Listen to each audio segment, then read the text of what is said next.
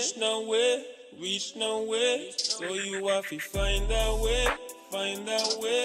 Them no want you reach nowhere, reach nowhere. So you have to find a way, find a way. Them no want to see you fly. Them no want to see you touch sky. Them no want to see you fly. Hey. Bling bling, now me call it cling clong. Every song I write, it's song. Every song I write, it's song. Tell me something, am I wrong? To believe in myself, put nobody above myself. Energy, energy, build your energy. Love, charity, what a sight to see, what a sight to see. What a colossal, working and working to prosper. What you gonna stop for? Keep on, it's right on the corner. Hey, make way when I'm weird there. Hey, tell the ears that them stay there. Hey, that is your destiny. To be what you ought to be. Even if no one you reach nowhere, reach nowhere. So you have to find a way, find a way. Them no one you reach nowhere, reach nowhere. So you have to find a way, find a way. Them no want to see you fly. Them no want to see you touch sky. Them no want to see you fly. Hey. Them no want to see you fly. Them no want to see you touch sky. Them no want to see you fly. Hey. Never wanna see you fly. Never want you touch the sky. Never, never, never. Never, never.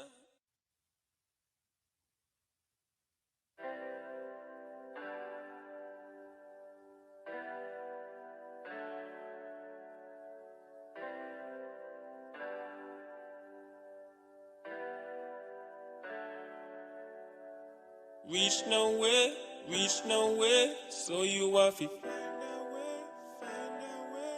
Them no want you reach nowhere, reach nowhere. So you have to find a way, find a way. Them no want to see you rich. Them will love to see you in a ditch. Them no want to see you on tour. Them no want you get more. So get more, show them. You not afraid them. Go and load them. Every human have a something that them destined. That is your destiny. So be what you ought to be. Even if no one you reach nowhere, reach nowhere. So you have to find a way, find a way. Them no one you reach nowhere, reach nowhere. So you have. Good night. I'm only a minute late tonight with good night, and I got my labor clothes, you know. Good evening. Coming to another edition of Quality Time with Alan. Hope everybody enjoyed the Valentine's weekend. Although you're supposed to be loving all year round. Hope y'all had a wonderful weekend. We moving closer and closer to sports and all these type of things. That's this term. This evening, as you could see from the poster, we're gonna speak about the Barbados elections. They got certain things that they're dealing with down there I want to speak about. Want to speak about Cuba, and we're gonna continue. Oh yeah, Grenada, and then we're gonna continue with them interviews that we were looking at in comparing the two candidates for the most important parish in Nevis of St. John's Parish. I'm not gonna do too much of a preamble. We're gonna kind of get straight into things. The reason why I would like to speak about Cuba is because we have a lot of students there, so we got to pay attention to what is taking place. And also, there is a particular journalist who, like, I don't understand. He keep on asking, like, why we can't be stronger as CARICOM in standing up to the United States. So I want to make sure that I'm actually assisting this journalist. I want to see if this journalist really is concerned. I know that Cuba is not a part of CARICOM, but as I say, we have a lot to gain from a stable Cuba. If Cuba is productive, that is beneficial for all of the Caribbean. It will be beneficial for the United States. It will be beneficial for the entire Western Hemisphere if we could get Cuba on track. And not only that, we utilize their program in terms of they send nurses and doctors, and we send people to Cuba also to train. So I think that is important at this time that we understand the situation in Cuba. So we're going back to the German news, we're going back to DW and see what they have to say about the Cuban situation. The Russian newspaper Izvestia is reporting that Moscow is planning to send crude oil and fuel to Cuba. The country is suffering its worst energy crisis for years after the US choked off its oil supplies. Cuba had long relied on its ally, Venezuela. Audio. I did not check to make sure that everything is a go. Let me see. Cuba, Grenada, Wickham. Let me just make sure everything is a go one time.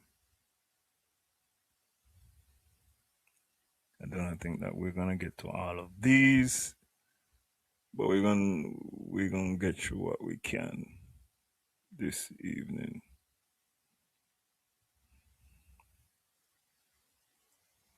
Okay, I might got to go back a little bit with the video as well.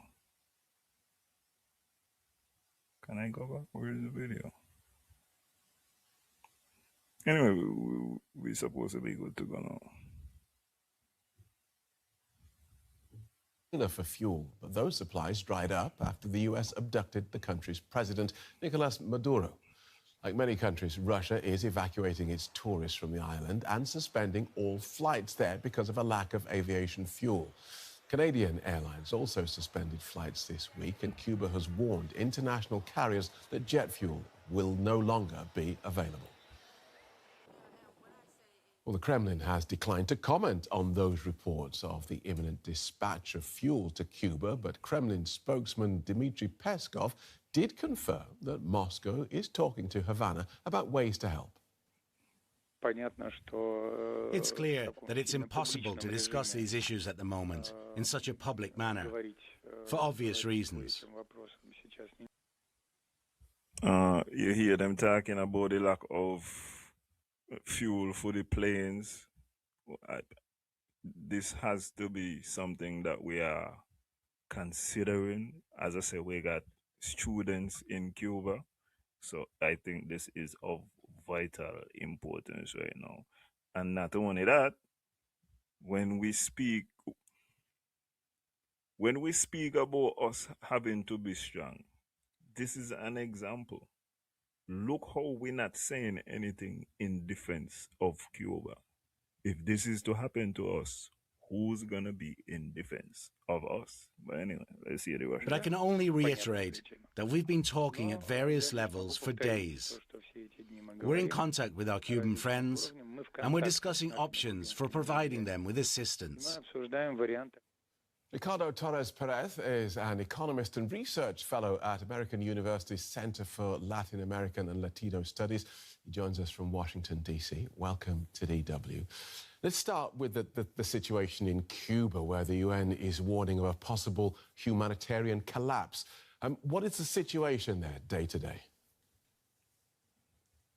Yeah, thanks for having me. Well, you know, power outages have been an issue in Cuba for a while already. And with this new situation unfolding, that will only get worse.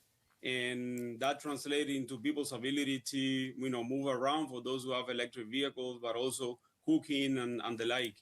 Then transport, since fuel is very scarce, it's been scaled down, meaning people's ability to move around, to gather stuff, to buy what they need for their daily needs is compromised.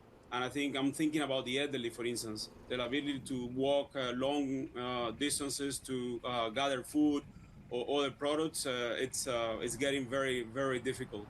And I guess, the situation as days pass, it will get worse. Reality is that without inputs of significant amount, Cuba eventually will run out of energy, and you need electricity or fuel for essentially anything that you want Right. to engage with in the economy and society. And so how dangerous, then, is this moment for Cuba's government? Can they just blame it on Americans? Will that be enough for them to deflect the damage from this? Right. I mean, as I said, the energy crisis was already part of daily life in Next thing. Cuba is 44,000 square miles. St. Kitts and Nevis is 100 square miles. Right now, Cuba is effectively being blockaded. Once again, for comparison's sake, Cuba is 44,000 square miles. Cuba is half of the Caribbean. If you take up 10 Jamaica right now and throw them in a Cuba, you still got room for more things to go on. You could fit in a St. Lucia and a Barbados on top of that, and throw in a Dominica, and Cuba is being blockaded. So when we're asking about like how we could be stronger, it can be as a singular unit. There is no way we could do that. What we need to focus on, in my estimation, is we have students there, we have interest in Cuba. How can we advocate for a safer, more efficient Western Hemisphere? And by the way, we tend to keep on saying that, well, if you don't do this, then you're gonna get hit with this sanction. I've not heard any of the leaders mention that sanctions in that manner are illegal. The only way you're supposed to be able to sanction a nation, you're supposed to go to the United Nations, you make your case, and you say, this is why you want to do it. These are illegal activities that are taking place, and you hear nothing. And this is why I posted last week, you don't hear anything about Cuba. Too late shall be the cry. Cuba. U.S. actions in 2026, of course, they've exacerbated that situation. It's a very difficult moment for the Cuban government, I believe. On the one hand, they have an economy that is sinking, that has been in recession for years, that is not doing well, and people feel it. On the other hand, they see their support, overseas support, like winding down. Venezuela is effectively out of the equation, not getting any oil from Venezuela. And there is always a question mark about Russia and China. So far, mostly declarations, but concrete actions, support in terms of money, resources, or oil itself was not on the table. Right, but now we have these reports in the Russian media that Russia is planning to send fuel. What do you make of that? Yeah, well, that's an interesting development. I mean, frankly speaking, from the Cuban side, my understanding is that people were expecting more support from overseas. And I guess that all eyes were in Russia because they have a material capacity. Russia is a big oil producer and exporter, and China because it's a super big economy and it has plenty of resources. The wording that I've heard, they're trying to walk a fine line. They're framing an oil shipment as humanitarian aid, Right. But at the same time, they're saying that they don't want to escalate any situation with the United States. Let's remind that Washington and Moscow, they just agreed to reestablish high-level military-to-military dialogue, which was suspended in 2021. And I guess Ukraine and the war in Ukraine is the priority for Russia. So they're definitely walking a very fine line here. Okay, so and once again, to what this man is saying, if China and Russia have to tiptoe around the United States, what are you expect from CARICOM? What exactly is CARICOM supposed to do? CARICOM is a drop in the bucket in comparison to the United States. Until CELAC is invoked, unless CELAC get together with the invitation also of Canada, if you are aware of the statements that were made by the Canadian Prime Minister a couple of weeks ago, speaking about like the old world is dead. The rules-based order, whatever you want to call it, all of that is dead. I even saw my premiere. I didn't read the whole thing, but I saw him with something of the Lot of the Jungle. I would assume that he was coming to the realization that this is the particular case at this time. So if them are tiptoe, we expect. Because that would be quite a bold move for Russia to confront the US so clearly in its backyard there in Cuba. So let's continue this thought experiment then. If Russia did send fuel to Cuba as a humanitarian gesture or whatever, however it's packaged, what sort of response would you expect from Donald Trump, from the United States? Bearing in mind, of course, that Cuba is just a couple of days sailing from Venezuela, where the US already has a significant military presence. Yeah, that's I think it's a risky situation. We know that this White House is quite unpredictable. What I can say is about the United States, what they've shown so far is that they are determined to move ahead with pressure, a step of pressure on Cuba. For Russia, that's what I mentioned, that they're framing this potential shipment as humanitarian aid. Right. And I think they're only gonna do it if they don't see important troubles coming from the United States. Otherwise, I don't think it's going to happen. All right, Cuba's not worth it for them. People are talking about this Cuba strategy, America's Cuba strategy, as being driven by Donald Trump's Cuban-American Secretary of State, Marco Rubio.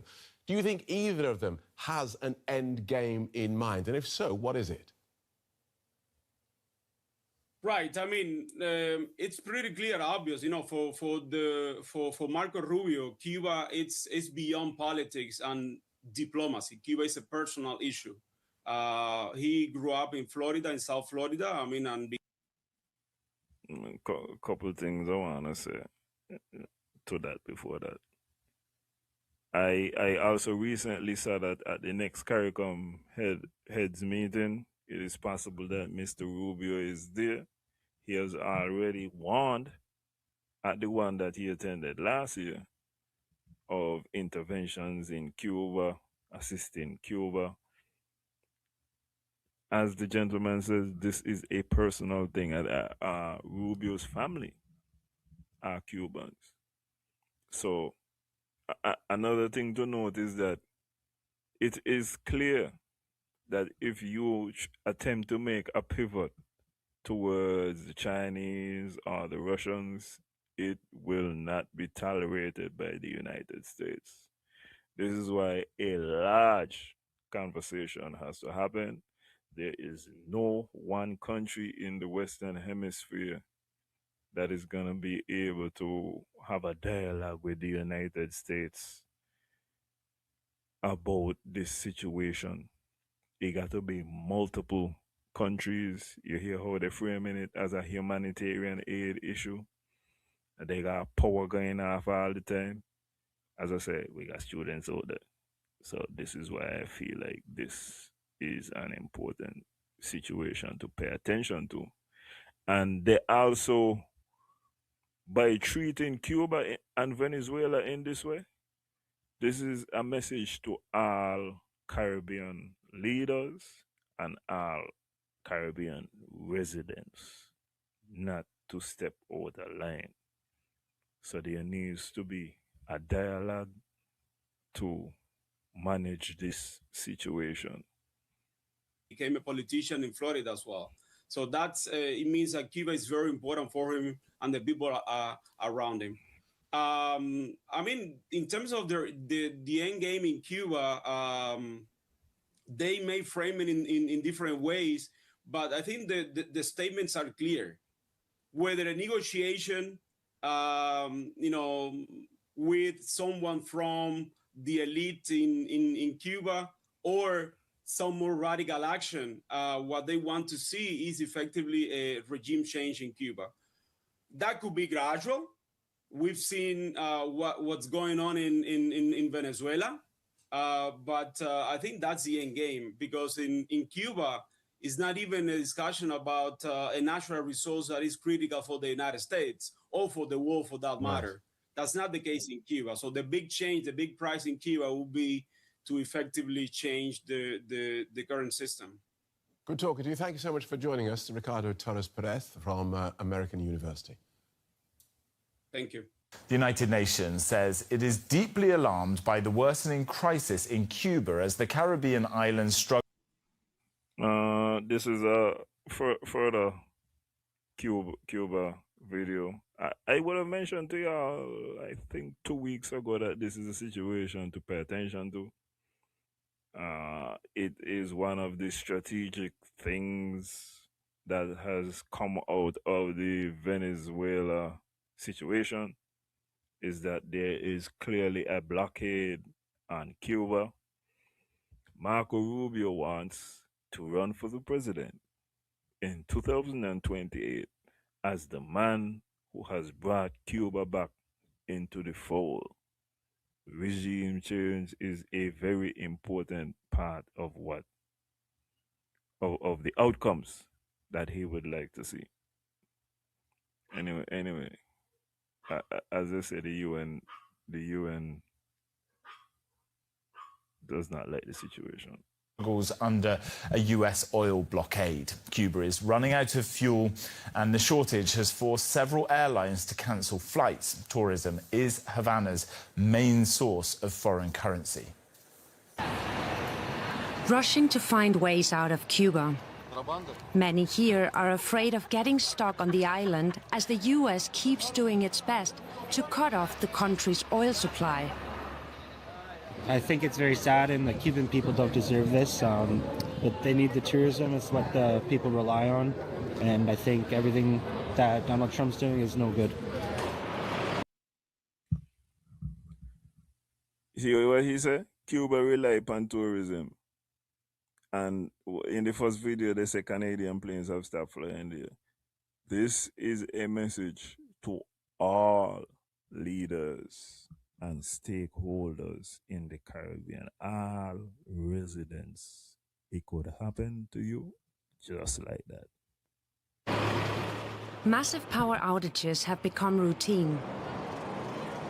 Bus and train services have been cut, and schools and universities have had to reduce their teaching schedules to save fuel. Hotels and resorts across the island are being temporarily closed due to low occupancy and fuel rationing. As the chaos grows, some are reinventing their professional lives to survive the uncertainty. Everyone's riding tricycles now. The car business is falling apart, but people still need to get home. At night, it's even worse. All you see is this, tricycles, nothing else. The US and Cuba have been at odds since the island's communist revolution in the 60s, when it nationalized American businesses and Washington responded with a trade embargo. Tensions have sharpened since Donald Trump returned to office in 2025. I solemnly swear. I, Donald John Trump. Since January, the US has blocked Venezuelan tankers from delivering oil to Cuba.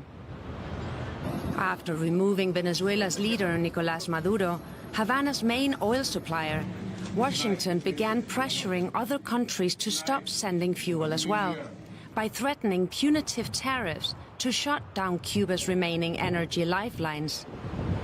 The standoff between the two countries is raising fears over a full-blown humanitarian crisis. We are deeply concerned about the socio-economic crisis in Cuba and its impact on the human rights of the Cuban people. Given the dependence of health, food and water systems on imported fossil fuels, one of the reasons why the UN is done, one of the reasons why we are heading into a new era of living is just remember, if anything happened to you, they do not have any enforcement power. All they gonna do, they could stand up and they could make speeches like this. They ain't really have the ability to do anything. They can't make anybody stop. Can't make Russia stop doing what they're doing in Ukraine. Can't stop China from building islands in the South China Sea. Can't stop America. When it comes to the great powers play by a different set of rules. The current oil shortage has jeopardized the availability of essential services throughout the country. With no clear solution in sight, resilience forged over decades seems to be once again what keeps Cubans going.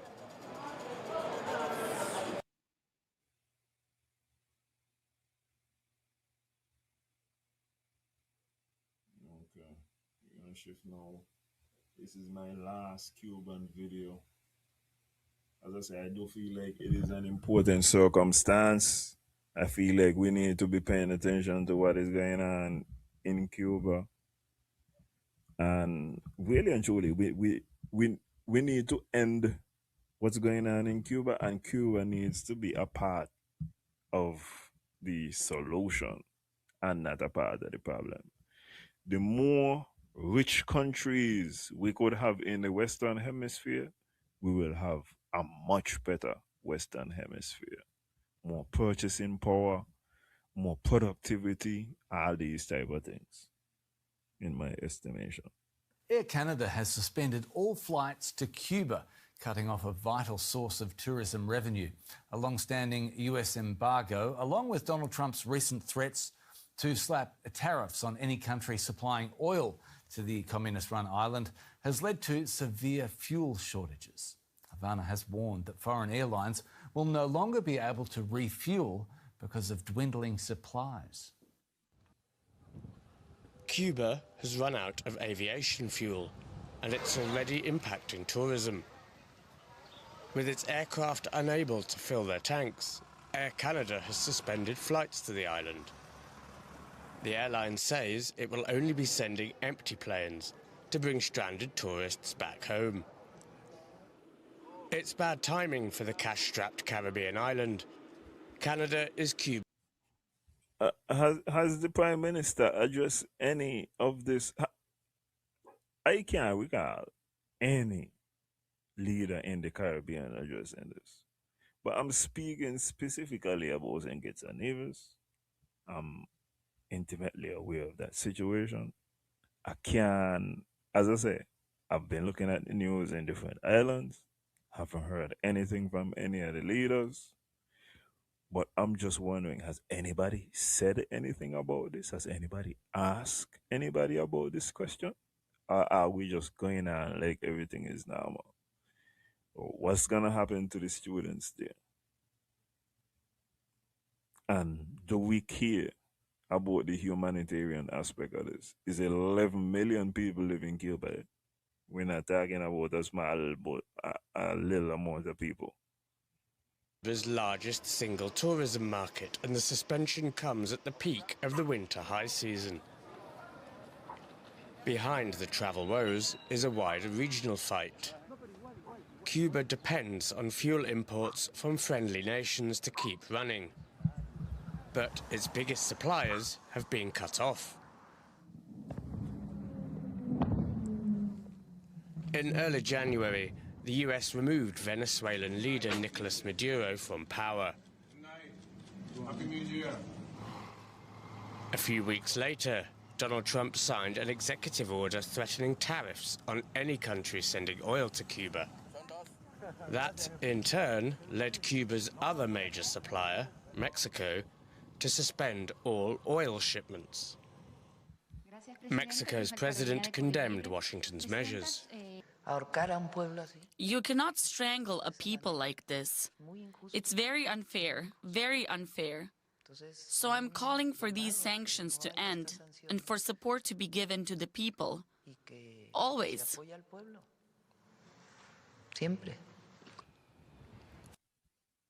Cuba, once again, does not have any special natural resource or anything like that.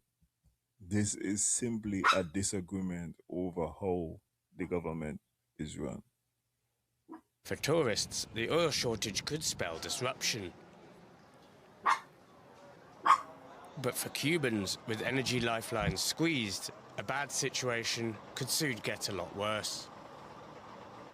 Right, I'm joined now by Ricardo Torres Perez, an economist and research fellow at the American University Center for Latin American and Latino Studies in Washington, D.C. Ricardo, good to see you. For people who haven't been following events in Cuba closely, what does this fuel crisis look like on the ground? Right. Thanks for having me, first of all. Well, it is important to say that Cubans on the island have endured a difficult situation for quite some time now, years actually. So, however, this turn makes it much worse and the outlook doesn't look very bright either. People deal with long and frequent power outages, very little fuel, fewer transport and public services. Food and basic goods are harder to find and expensive. So for households spend much time searching and waiting. So in practice, living standards have become the main shock absorber in this story. So again, it's been very, very, very, very difficult for Cubans and continues to be so on the ground right now.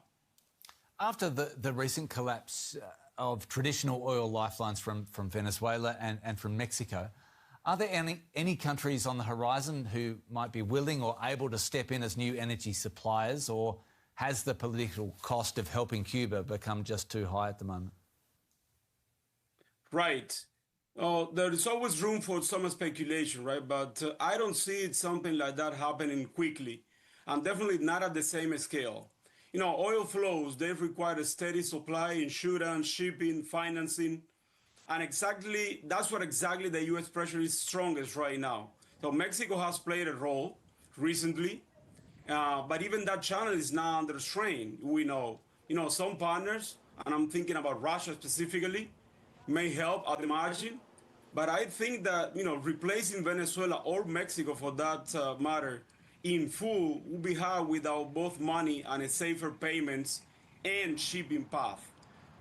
Russia has the material capacity, but it has to be seen whether it has the will to, face the U.S. on Cuba. Ricardo, you talked about food getting more expensive. You spoke about also how it's not going to be easy to replace the traditional streams of oil.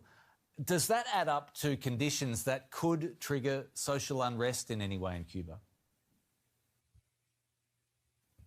Well, unrest is always a possibility, right?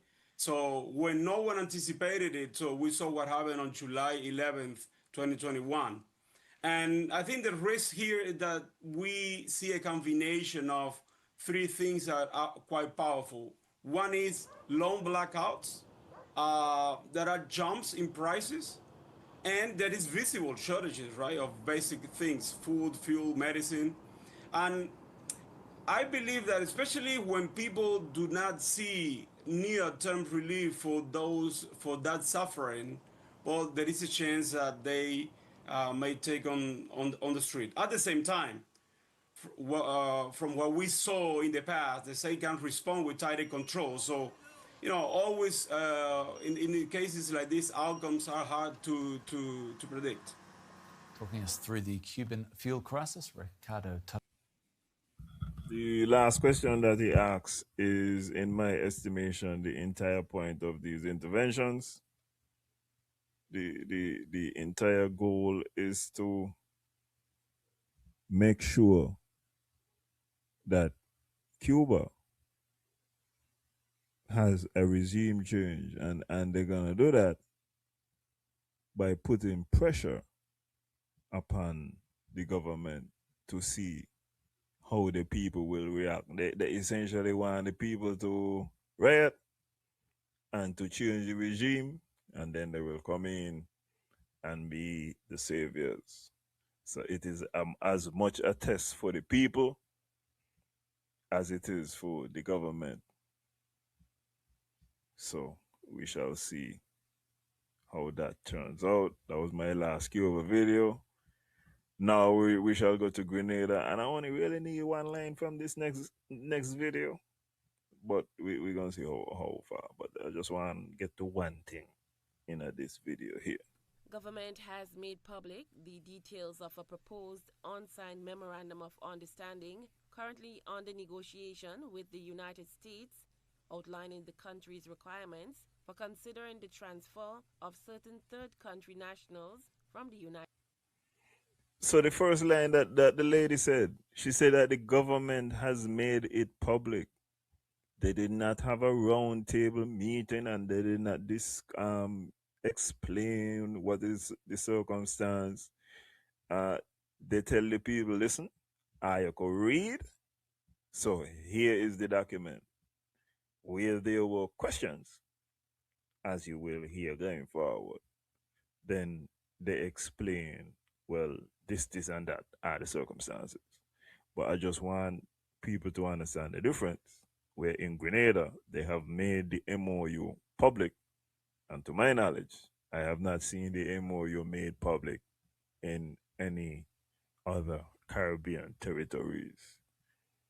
I don't know if it's because Mr. Mitchell is younger. I don't know if it's because Mr. Mitchell has more faith and more trust in his people. Whatever is the circumstance, it's been made public, and I find that is interesting. United States. According to the draft MOU, Grenada will retain absolute discretion on a case-by-case basis to accept or decline each individual proposed for transfer. The U.S. will be required to provide a full pre-arrival dossier on each transferee, including biometric, legal, and medical details. Government is standing. When they say dossier, there's basically a piece of paper with some information that is relevant to the passenger. Big word. Confirm with those with known criminal records, aside from the U.S. immigration violations, would be excluded from consideration. This was based off of what we have heard, particularly from Sinkers and Nevis. Those terms seem to be reflective of the terms that Dr. Joe spoke about as well. I think those are the terms I also heard about in Dominica. So the only confusion I have is why not just say, hey, this is what we're doing. It's not a binding document. And if there's nothing in there to hide, it would just seem natural to give the people so that they could, go through it. Enforced by Foreign Affairs Minister Joseph Andel during Tuesday's post-cabinet briefing. We are not bound. We do not have any legal commitment to any of the things. So we are at the exploratory phase. When we do sign the MOU, we now get into the nitty-gritty. For example, the Prime Minister just touched on the last point the PM made regarding housing. We're obviously not going to incur expenses to help somebody else solve their problem. Preference could. Wow, Grenada also does allow other ministers to speak. That's wonderful. Be given to candidates possessing skills that can contribute to Grenada's development. The government has further stated that any agreement would be contingent upon the U.S. arrangement. But this here look like, okay, so Grenada is inviting in the skilled deportees. Okay, I feel you, Grenada. Adequate support for food, housing, and logistical needs prior to any arrival. Prime Minister Deacon Mitchell insisted that any agreement must require the U.S. to pay for direct flights and resettlement of deportees. That's the point of it. It's not just the desire. You have to have the resources to pay for it. You have to have the resources to house them. And I'm saying part of the discussion is, obviously, we are not going to take people and pay for them. So part of the MOU here will have to be, obviously, the United States footing the bill. If they are unable or unwilling to foot the bill, then obviously it's not going to happen because we don't have the capacity to foot the bill. According to the draft agreement, when you hear this speech, and I want you to realize something, Mr. Mitchell has not said anything against Haitians, eh? Well, I don't know if specifically. I'm gonna have to go through it to see if in the MOU itself it excludes Haitian, but I have not heard anything in his discourse with regards to Haitians and with regards to the capacity. He's not speaking about the island does not have the capacity to hold more people. He's speaking about financially. The government of Grenada is not going to pay to house the people, which is a different kind of capacity.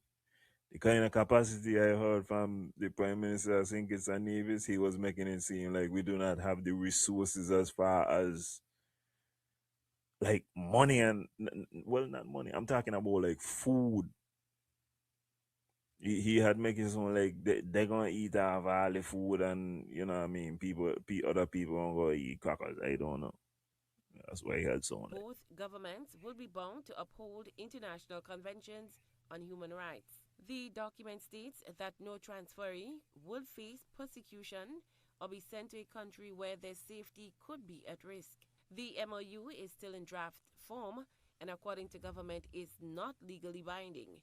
It will remain under review as discussions with the United States continue. Cherry and Blackman, Stephen, GBN News. Okay, it's time to go to Barbados, where the Labour Party has once again won the election in a commanding manner. They won 30 seats to 0. Mia is gonna once again install some kind of opposition leader. Somebody has to oppose, even though it's 30-0. And one thing I also want to say, well, I guess we're gonna get to that, but there is a point that they're gonna make about the voter turnout, and I feel like that fit in nicely with what I speak. Bye. We're gonna get to my goat later, honey. We soon get to my goat, but for now we're gonna go to Peter Wickham, pollster extraordinaire of Barbados, to hear some of his words. I think they got some interesting things going on in Barbados. This conversation about crossing the floor or anti-defection is not a new one, and during the constitutional reform, we would have had such conversations. On principle, it seems reasonable. In practice, it is slightly more challenging because it runs across the whole idea of an MP being free to vote in however way he chooses. So,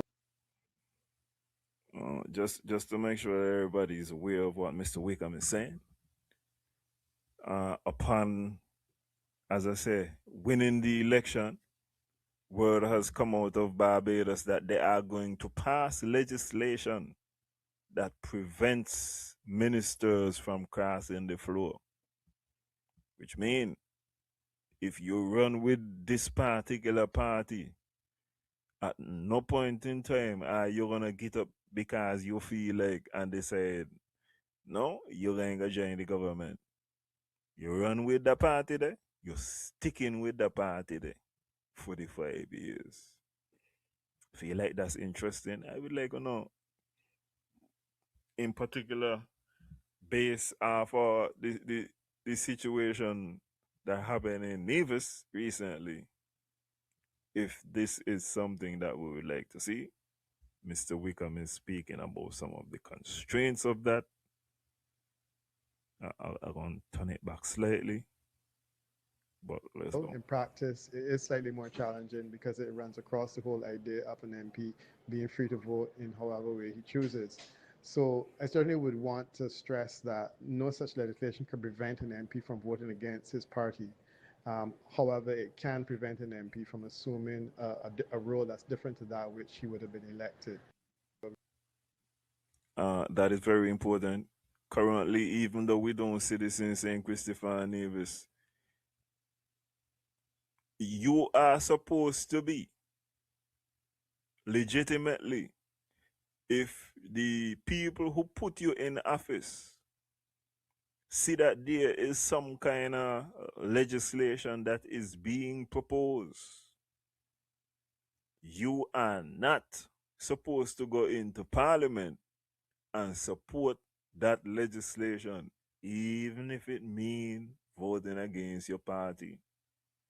We see it all the time in more mature democracies. And I think that it is something that we need to see in the smaller ones as well. Where if you got an issue, give your seat, you run on a party. I simply give up your seat, you run. Listen, that's another thing, eh? If you feel like there is an issue, and it has had happening in other jurisdictions as well, if you want the mandate from the people to do such a thing, I feel like the best thing is to say, well, I gonna resign, let we have a by-election, let's go. And the same people them gonna put me back in my seat. It has happened once again. There was a situation, it was a long time back. I learned about this last year. Last year.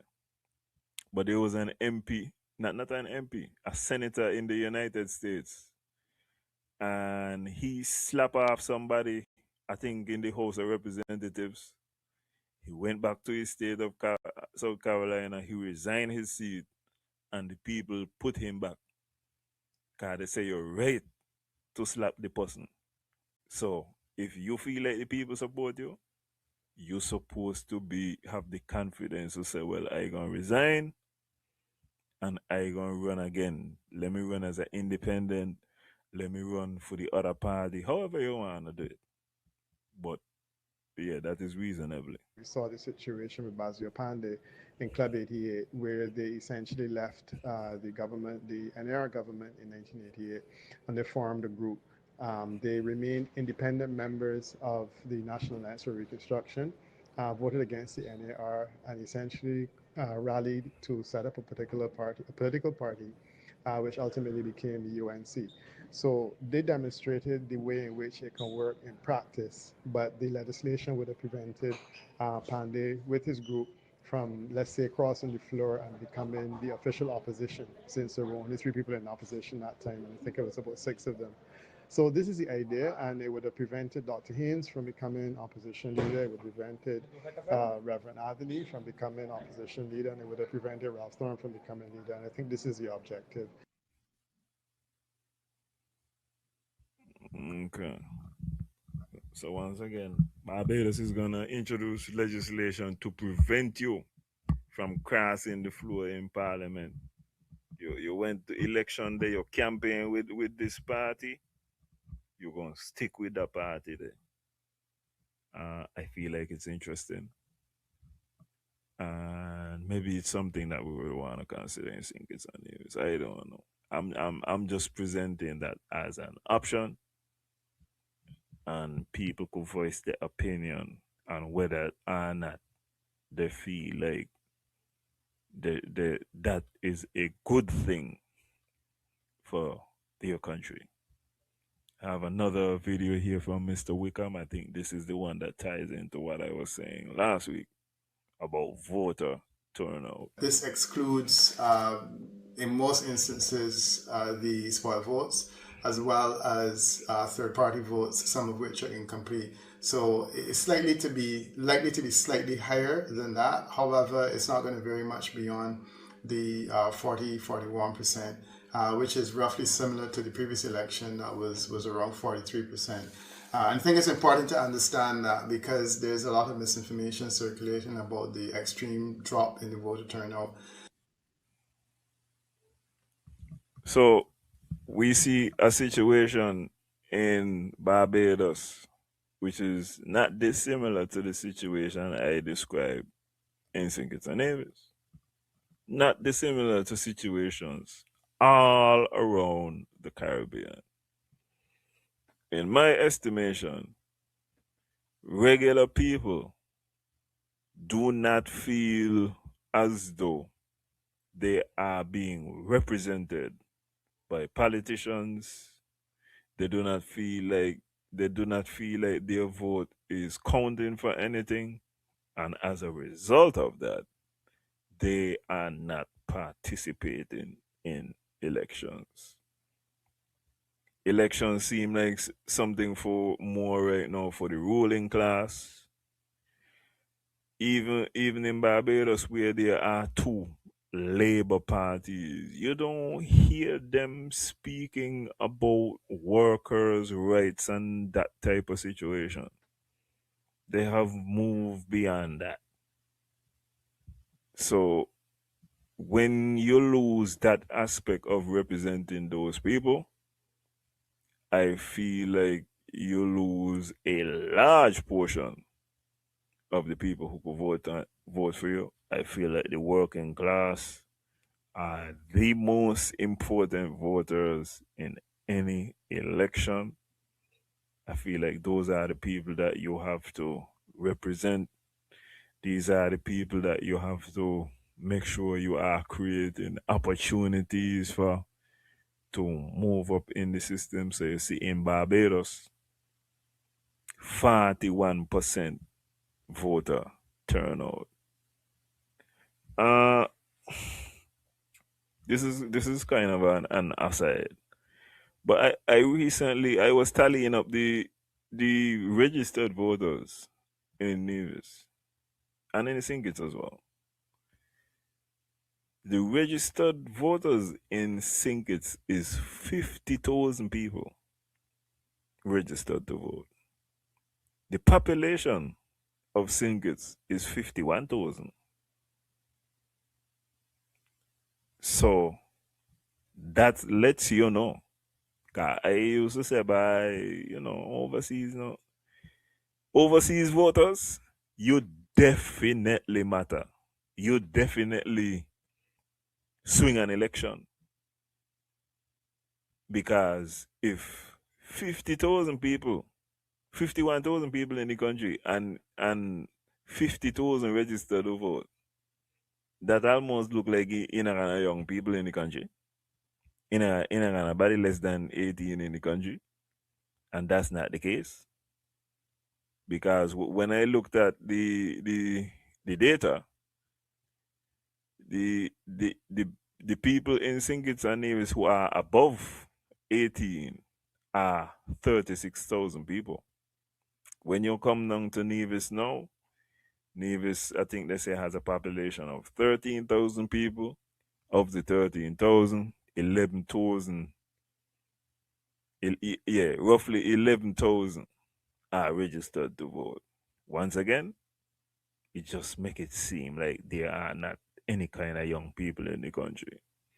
And that tells you, even if you clean up the voters list, man, you ain't gonna be able to clean up the voters list in such a large manner. So overseas voters definitely have a big role to play in elections. The party's support numbers reflect a level of support for the Barbados Labour Party that is in the vicinity of 69%, and the Democratic Labour Party at 28%. Both political parties have improved. The Barbados Labour Party's swing is 0.02%. The swing for the Democratic Labour Party is a 2% swing for the Democratic Labour Party, suggesting that both political parties have taken some amount of support from the alternative or the third parties on this occasion. But that's something that requires further analysis when all of the data is available. But nonetheless, you can see that there has been, one could say, a zero swing in terms of the BLP, and there's been some improvement on the part of the Democratic Labour Party, and that would have been concentrated in a particular number of areas. This last video is my last Barbados video. Members of Parliament who want to cross the floor may have to think twice. Prime Minister Mia Amor-Motley says the parliamentary party has agreed that one of the first bills that will be introduced to the parliament is anti-defection legislation. And it wasn't raised by me, it was raised by members of the parliamentary party who felt that if you are prepared to break, whether voluntarily or by whatever means, that you should go back to the polls and allow people to be able to validate your decision, because in our system, while formally there's no recognition of political parties, the de facto reality is that people run on a political party ticket, and people are accepted by some not only in their own individual right, but also as the representative of this party, its programs, its policies, its manifesto. 2 defections have occurred in recent times. In 2018, Bishop Joseph Mayor Motley said the same thing that we have been saying. We all said that happened when the planes got to escalate. Else Patches wasn't going with.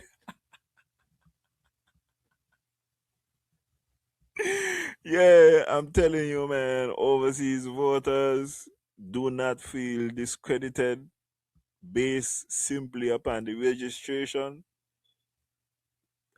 Overseas voters have a big role to play. God, Nevis got in 11,000 registered voters, and the population is only 13,000. Is no possibility you could tell me that only 2,000 people in the Nevis under the age of 18 years old. You can't show me that. You can't walk. If that's the case, the demographics in Nevis are awful. Atherley crossed the floor to become opposition leader, and then it happened again in 2024 when government backbencher Ralph Thorne also crossed the floor to become leader of the opposition. Prime Minister Motley says it's time for this to stop. She also believes the country is in need of electoral reform. What transpired over the last few weeks with respect to the systems and the fact that we are dealing with legislation that is 30, 40 years old is something that requires immediate attention. And it is for this reason that I invited the observer teams, the Commonwealth Electoral Observer Team, the CARICOM Electoral Observer Team. Both of them are still here, and I trust that they will continue their discussions, investigations, and that they will make their recommendations to us in a way that will inure to the benefit of this nation. 99% of the time you will find that I agree with Mia Motley. I feel like she's the best leader in the Caribbean at this particular time. I don't see no sense in getting an electoral commission if the electoral commission is not presenting these type of legislation to say, hey, this is where we think you need to have some electoral reform. It still would come to the government whether or not they want to implement it. But I feel like just how it is supposed to have reports from the Constituency Boundaries Commission, that the Electoral Commission similarly is supposed to have a team, reach out to certain persons, and do research into finding out, hey, how can we improve the electoral system so that people want to participate more in the democratic system? See, I came last week and gave you at least one area where I see some electoral reform should be possible when I spoke to you about the compulsory voting. So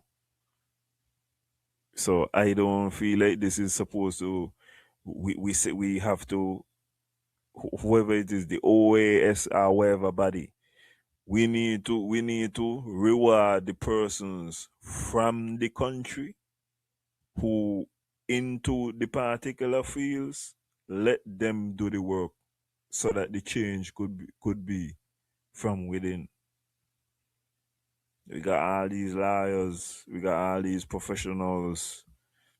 Let them have a say, because this also give us like a ownership and a stake.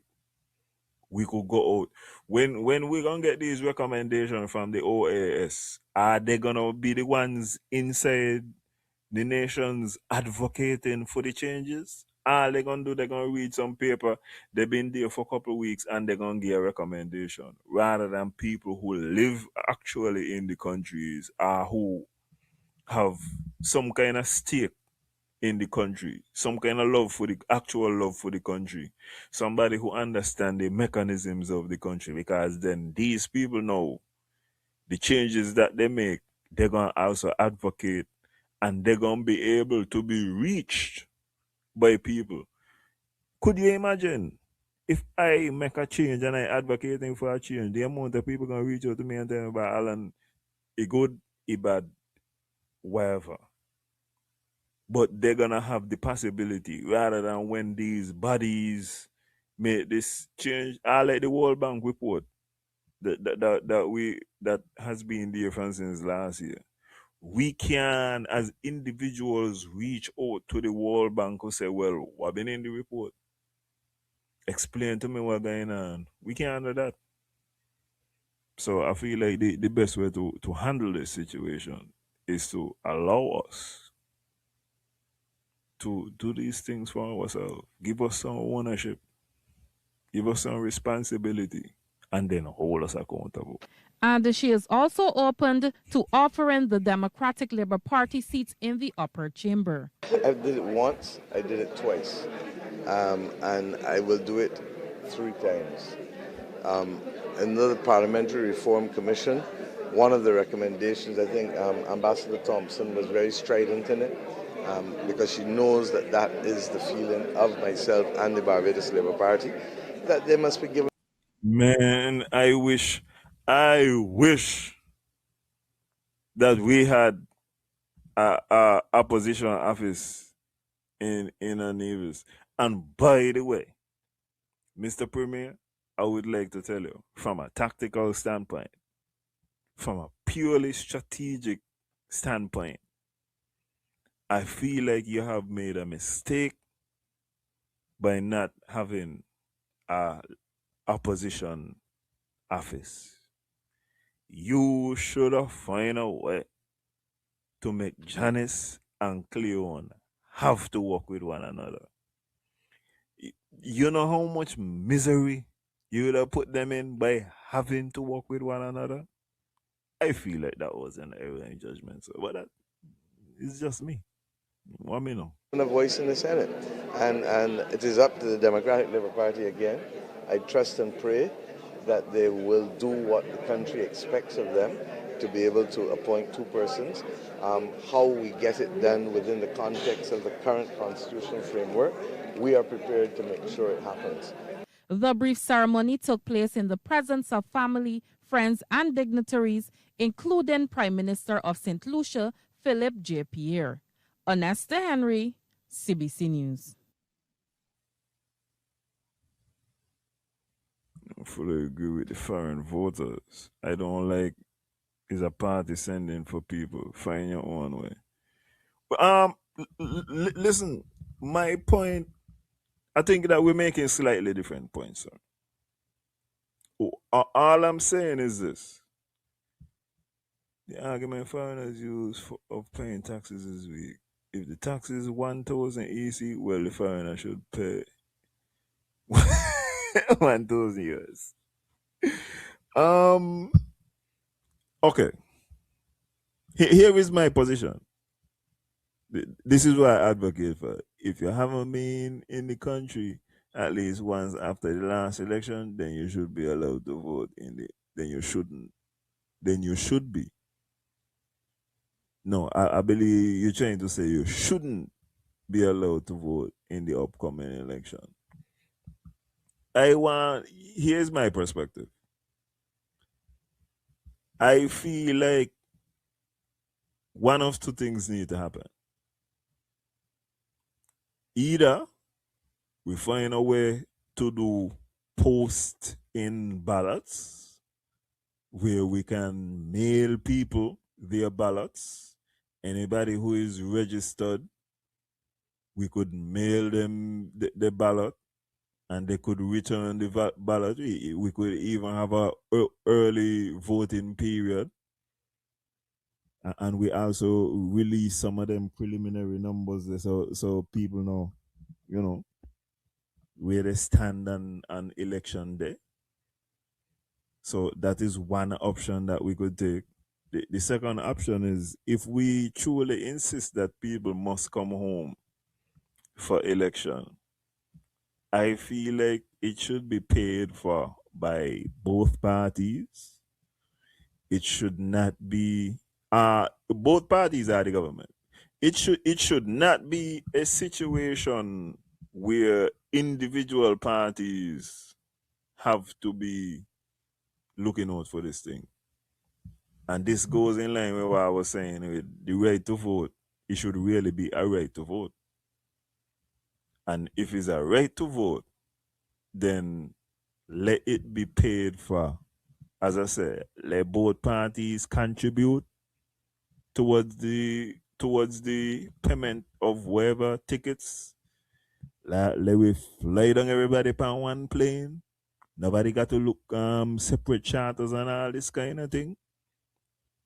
Let's send out notices to people, find out who wants to come home, who can come home, wherever it is for election, and let people come and do what they have to do.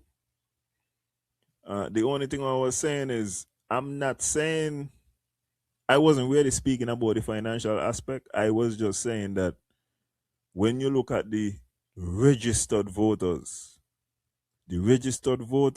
in St. Kitts and Nevis is 50,000 people. The population of St. Kitts and Nevis is 51,000 people. Right now, currently, there are 15,000 people under the age of 18 in the Federation, which means that there are roughly 14 and a half thousand people who are registered to vote and who do not live in the Federation. And in those circumstances, 14,000 people could do a lot of damage.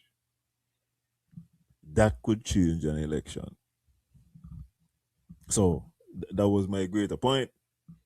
But with regards to the money, I feel like it should be, if you want to come home, then is more of an automatic situation. It shouldn't be. Because let me tell you, and I asked this question and it has never been tested in a court. I think it might be tested if there was an underdog third party who came along. But in the Election Act, it said that you could give somebody a lift to. He said that you could give somebody a lift. He said that you could give somebody a lift to the polling station. That is not considered bribery.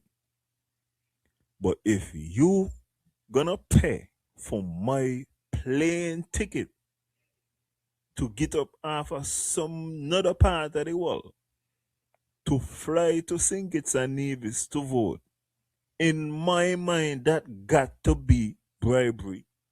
It must be bribery. The only way it could not be bribery is if you do it how I say, and you allow anybody who want to come, who is registered to vote, and you contact them and you give them the opportunity to come.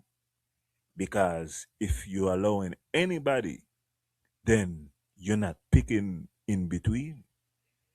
But if I specifically call you from a particular party and say, yo, this is which party the plane gonna be, this is what time the plane leaving, that in my estimation, got to qualify as voting bribery, because bribery is me giving you something in exchange for you voting for my party. In this case, me give you a plane ticket to come Nevis or St. Kitts or anywhere other party in the Caribbean to go vote. That has by definition in my mind to be bribery. So I don't get it with regards to that. If you haven't, I'm now gonna pivot to my goat, the most illustrious, the Honorable Mark A.G. Brantley, and we will continue listening to his discussion. I am forgetting the last name of the gentleman, but I know his first name is Jermaine, and he's from Gingerland. So we're gonna continue to hear what he has to say for a bit. And if I get my video with Pat sorted out, then we will be transferring in the last half of this hour to hear what Pat say. But for now, we shall listen to the GOAT, Mark A.G. Brantley. And obviously he comes here and does surgeries from time to time, but clearly I would love to have Dr. Jeffrey. Why am I saying Jeffrey Handley? Jeffrey Liburd is his name, not Handley. Jeffrey Handley is the Deputy Prime Minister, forgive me.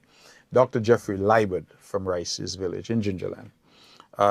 And I've spoken to him about coming home, but the reality is, and his specialty is he's so highly specialized as a doctor, being a neurosurgeon, that the question would be how many people here would need his particular expertise. I mean, Jamaica had a population of over 2 million people.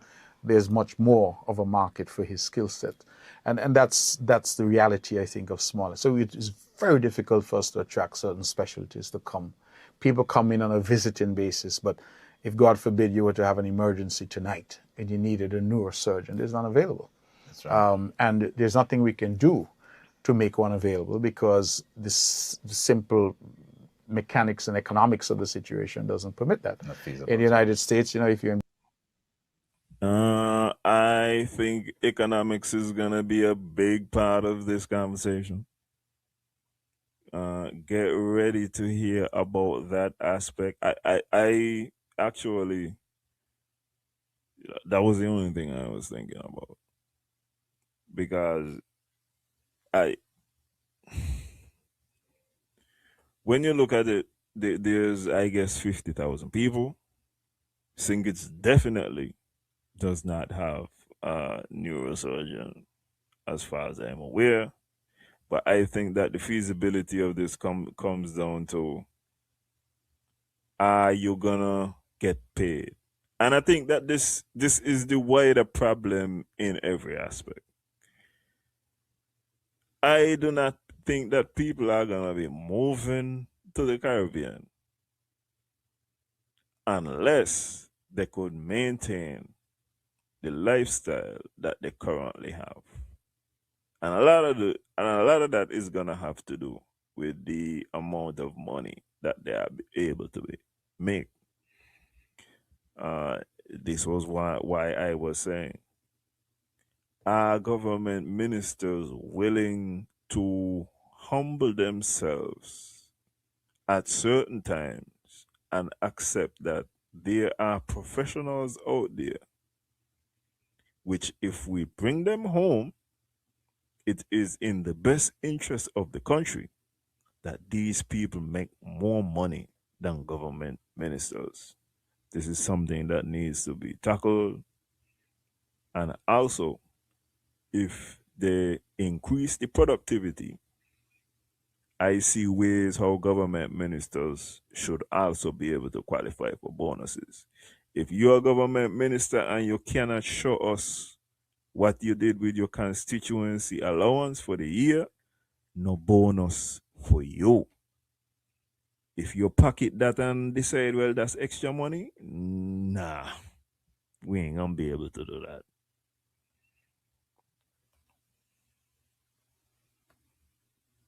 Boston, it's no problem. You have such a large population that it makes sense. You know, as we say colloquially, in those big countries, you know, the dance can pay for the lights. Here, the dance cannot pay for the lights. So we have to, I think, as a people, be realistic in terms of what our ambitions are in terms of healthcare. Having said that, I think that we have been talking about universal healthcare coverage, universal health insurance for a very long time. That has not yet happened. I think that that is an urgent priority for us. We have been talking about building out infrastructure. We have an unfinished hospital wing that we started pre-COVID. We shut it down during COVID. We have not restarted it yet. We hope to restart it this year and to take that to completion. We have had some criticism over that, and I think warranted criticism. But having said that, we have not suffered in any way in terms of our healthcare. It's not as if, you know, I've always said it's similar to a man who has a home already, which is functional, not leaking, providing what a home should provide, which is shelter. He decides to build a second home, which is delayed. He's not out of shelter while that second home is delayed. So some people have tried to characterize it as if the healthcare is failing because we have not finished a building. And I keep telling them healthcare is not a building. Healthcare is your personnel, healthcare is your equipment. And we have invested in brand new ambulances. In our time, I'm a little...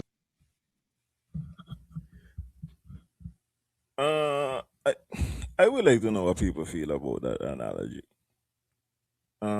He's saying here basically, well, I mean, he said it. Healthcare is not a building. He has chosen to describe it of in the area of somebody already has a house, and they are intending to build a second house. I do not feel like this is a proper analogy. The purpose of housing is shelter, to have basically a base of operations. When you building extra with regards to a hospital, you are thinking of the additional services that you could render. And while it is true to say that you have not stopped giving services, those additional services have not borne fruit. And so persons who possibly could have been treated in this new facility would not be able to be afforded that. Whereas when you got shelter, I feel like that's fine. You already got shelter and you're doing the second home and that is delayed. I feel like that is a different circumstance. So I don't think that I'm all the way there with that particular analogy. And when we also speak about the new equipment, the new building could have also housed some of this new equipment. And I'm so kind of confused. I thought that the CT scan was not bought, it was donated by Mr. Drahi. Why now are we not giving Mr. Drahi the praise that he deserves for giving the CT scan? So rather than having the CT scan in a container, we could have had the CT scan in the actual building, a building meant to house the CT scan. So, as I say, I'm not really sure. Not really with that aspect. Older than you, but certainly in our time growing up, you would have... You had one, I think it was one around. Something like that, but one, maybe you got to use one. Yeah. So we invested in new ambulances. We just deployed a brand new state-of-the-art 911 system. Believe it or not, we had a situation here where sometimes if you're in an emergency, you call 911. Somebody picked up the phone in Antigua. Somebody picked up the phone in St. Kitts. Yeah. The system was just not up to scratch. We've now deployed a state-of-the-art system with highly trained dispatchers, trained to U.S. standards. We have invested in things like CT scan. Nevis was one of the few islands. In fact, I think it was only Nevis and Grenada had the 128 slice CT, which was brand new. We've invested in mammograms. In fact, I thought, have done some excellent work here in offering free mammogram screening for our women. We have invested in doctors. In fact, we did an analysis the other day, and I thought it interesting because we now have on our staff, specialties like gynecology. We have internists, we have anesthesiologists, we have 3 surgeons available to us on the island, pediatricians. We have a number of specialties that we didn't have before. We have an excellent eye care program, which is manned largely by visiting doctors. So I'm just looking at this thing here. From what I'm seeing in all the stories, this was a federal thing where the federal government commissioned 5 new ambulances. So I don't know what is taking place here. I'm not certain, based off of the stories that I'm seeing, whether Nevis purchased ambulances themselves, but I'm certainly seeing that the federal government got 5 new ones. But anyway, let me not disturb my goal. Coming in from the U.S., but they do incredible work, including corneal transplants, which are happening on Nevis now at our hospital. And as I said to someone the other day, these chaps are doing cataract surgery, for example, for the equivalent of about $100 US. Oh, wow. That's unheard of. And so people are saying, oh my goodness, elsewhere the cost of that is thousands of dollars. So we have, I think, made significant strides here. We now have OBGYN services in the district, in the villages. So in former days, if a woman was pregnant in the countryside, she had to come to the hospital. That's not anymore.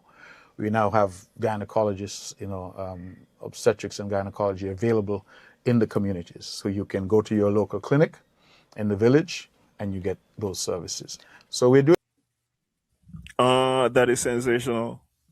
I don't know how you could look at that aspect.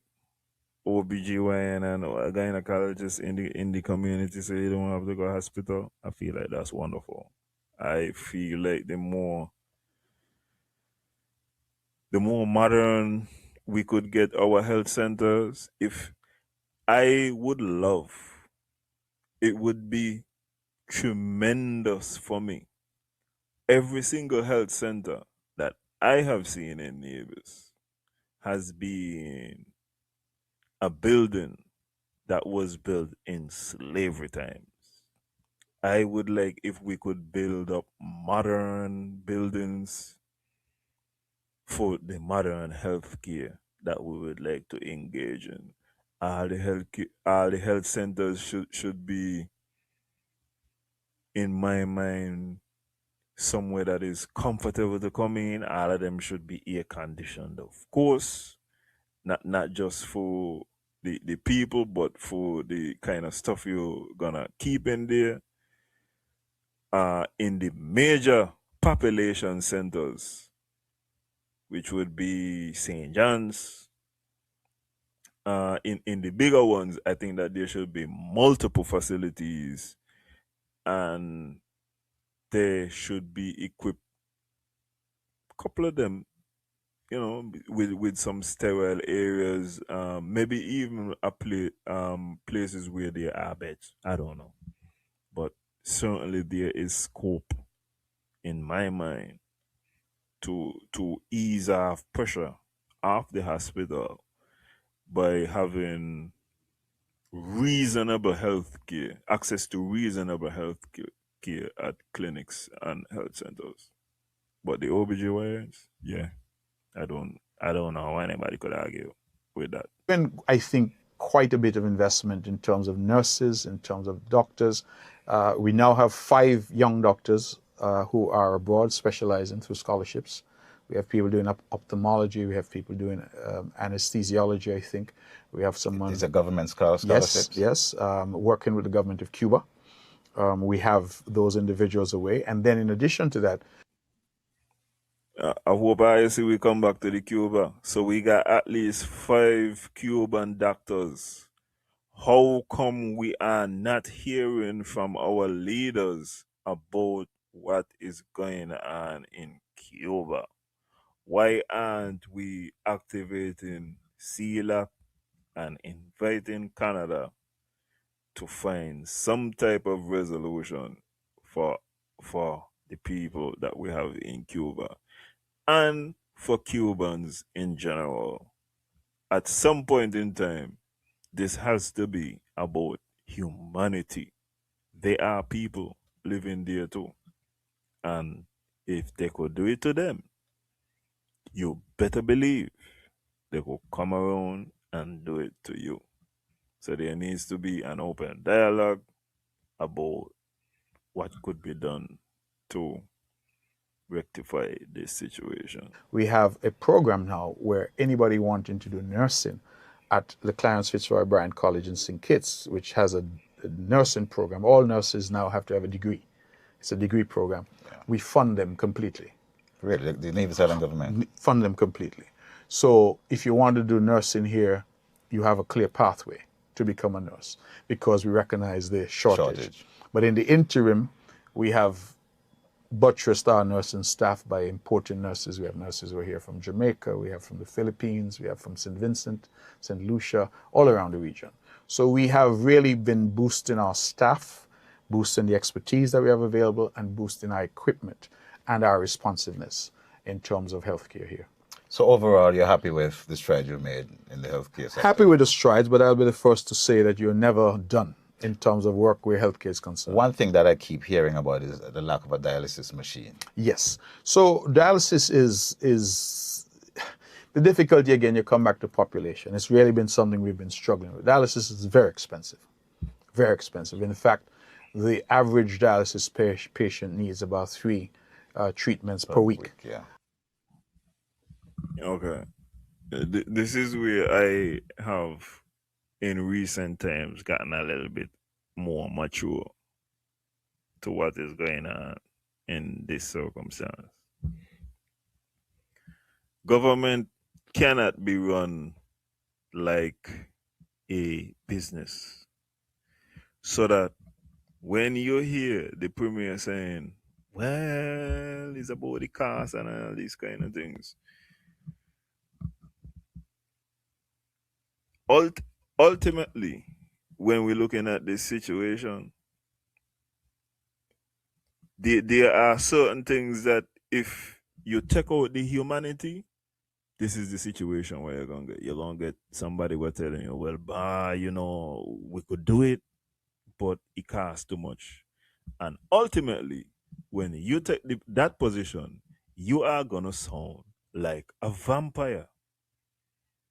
So these people should suffer because, well, you know why? We don't have enough people who need dialysis. You know what's one of the crazy things? Maybe if we were keeping more people alive who needed dialysis, then there would be more people who need dialysis. So one of the reasons why we don't even get to build up the amount of people, let me see, health centers should have OB/GN, pediatrics, mental health, vision and dental, potentially a small pharmacy. And I could tell you, it's probably not what she's saying. She is in that aspect. When I want to know about the health industry, I speak to my wife. So she knows what she's saying. Hospitals should focus on emergency care and chronic care treatment. So it seems as though I didn't even consult her this evening, but we're on the same page.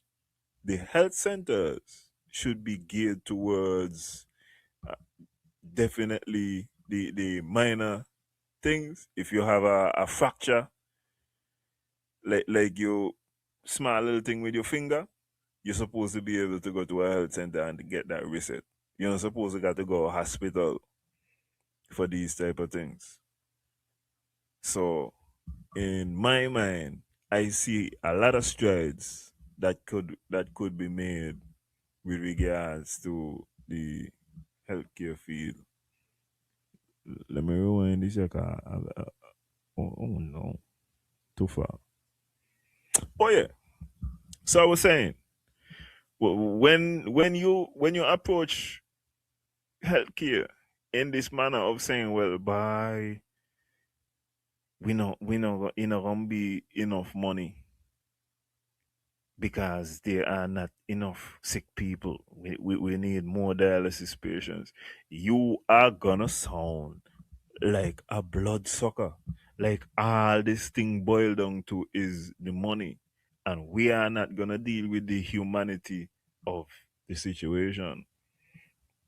So I am not certain how Nevis people are gonna take this perspective. Maybe this is a calculation that there are not a lot of persons who suffer from this, and so this is a minority perspective. But overall, this is giving off for me vampire vibes. Everything can boil down to, well, there's not enough money in this to do it. In terms of healthcare here. So overall, you're happy with the strides you made in the healthcare sector? Happy with the strides, but I'll be the first to say that you're never done in terms of work where healthcare is concerned. One thing that I keep hearing about is the lack of a dialysis machine. Yes. So dialysis is the difficulty, again, you come back to population. It's really been something we've been struggling with. Dialysis is very expensive. Very expensive. In fact, the average dialysis patient needs about 3 treatments per week. Yeah. And those treatments were being offered at $800 EC per treatment on St. Kitts. That's $1,000 US a week, right? Most people, even rich people, could not be able to afford $1,000 US per week. Absent health insurance, going back to that, I said we need a health insurance, that becomes a difficulty. At any given point, we have really only had between 5 and 6 dialysis patients. And so while our incidences of precursors to kidney failure like diabetes and hypertension are quite high, the reality is that in terms of people needing dialysis, we've only had 5 or 6 on average. And we have contacted every dialysis center that we can find in the United States and regionally. Their first question to us is, how many patients do you have? And once we say 5 or 6, the conversation is over, because 5 or 6 patients cannot sustain a dialysis unit. So what has happened is St. Kitts has invested in dialysis over there, and we fund our patients from Nevis to go. So we pay for their boat, we fund their attendance in St. Kitts for dialysis. If we gonna make this argument about people life, what is to stop us from say, well, St. Kitts invest in an airport? Why are we then investing in an airport? The fast ferry services have continued to develop. We could actually take that money there and invest in more port facilities. Why are we talking about people actual life like this when there are areas, as I'm saying, that St. Kitts has invested in that necessarily we don't have to go down?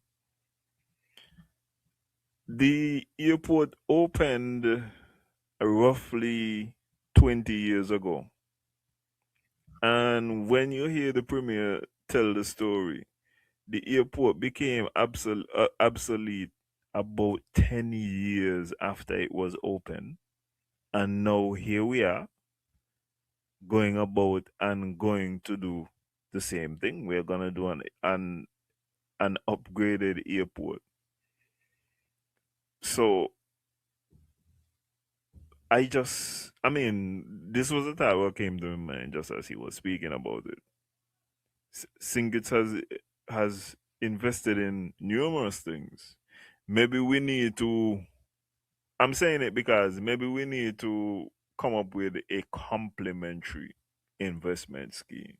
So in the areas where St. Kitts is strong, we can afford to be slightly weak.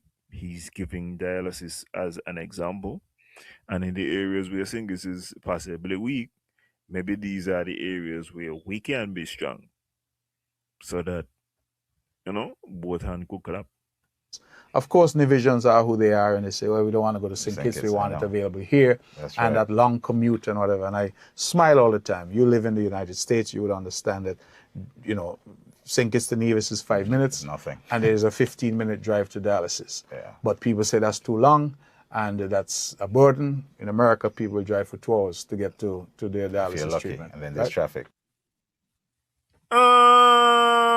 I do not like the fact that Mr. Germain is not pushing back. That's why the worst thing he can say. I do not like the fact that Mr. Germain is not pushing back on this dialysis thing and talking about you have to drive 2 hours to get dialysis in the United States.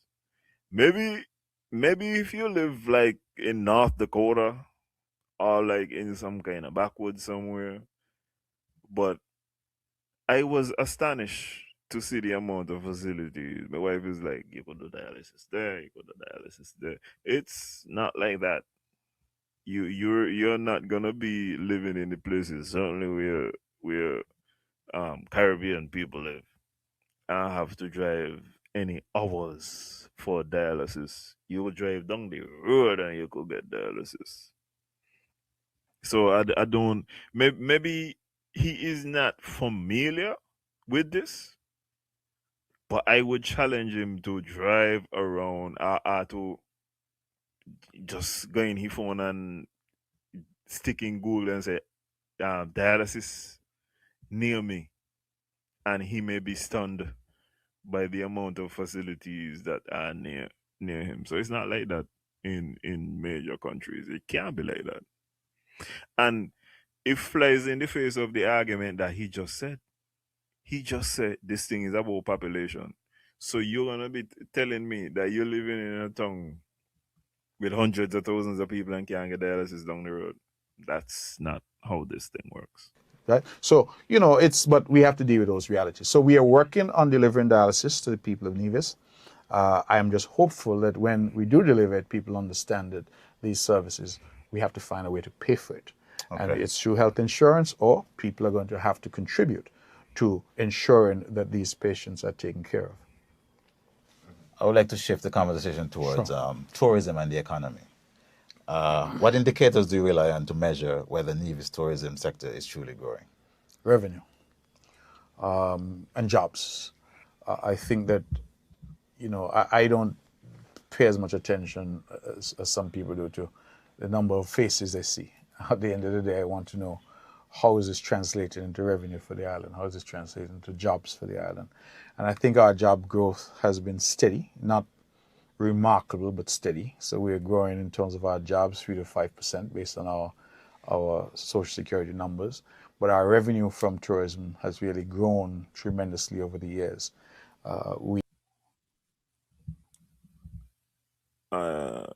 That's a lie. You have to be within 15 to 30 minutes from a dialysis facility. Those in rural areas, we come to you.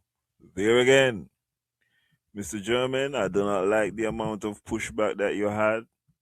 I think the Premier said earlier in the interview that you live in the United States, and here we have a professional letting you know you are actually supposed to live within 15 to 30 minutes. This actually is telling you that the Nevis should definitely have its own facility. Because what happens when the water get rough? What happens when you can't go St. Kitts? What happens if an emergency circumstance it is not reasonable in those circumstances? With regards to tourism,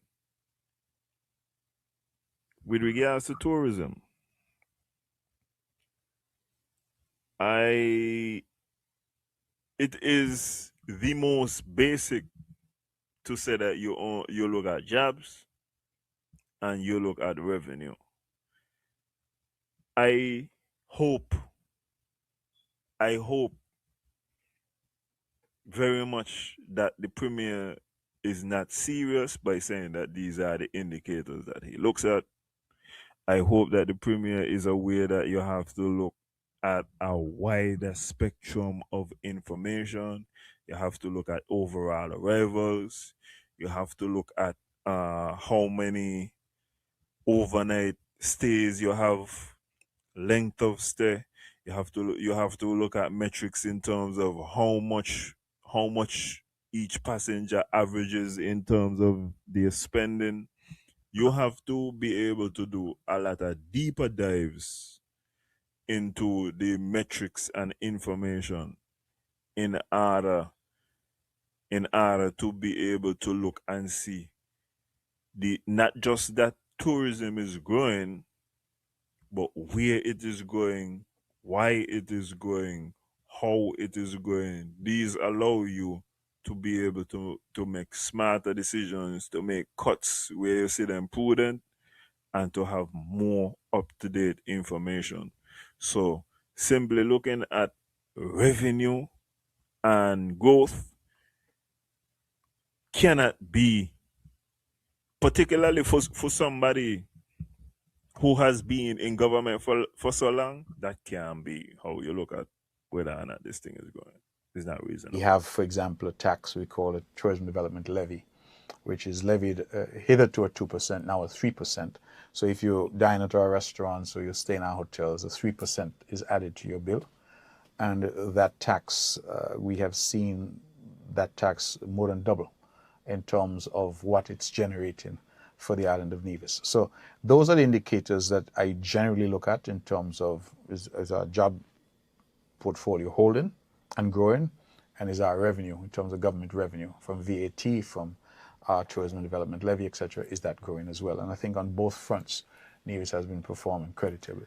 And you would say that the actual local economy, in terms of small businesses, they're getting their fair share as well? Oh, sure, because because I suppose Nevis is so small. So I look at the model, say I lived in Jamaica, I'm familiar with Jamaica, where the model is largely big resorts and lots of all-inclusives. That doesn't exist on Nevis.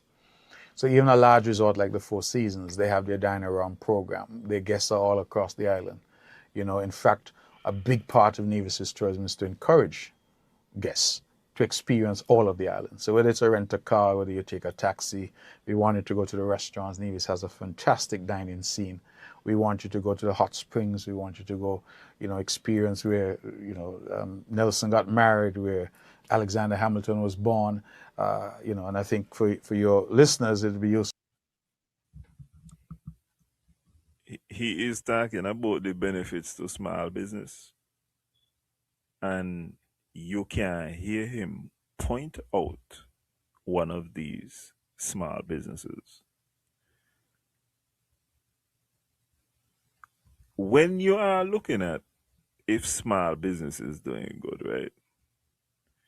Would you say that a guest who comes into the Four Seasons Resort and goes to the botanical gardens to have lunch or dinner is assisting a small business?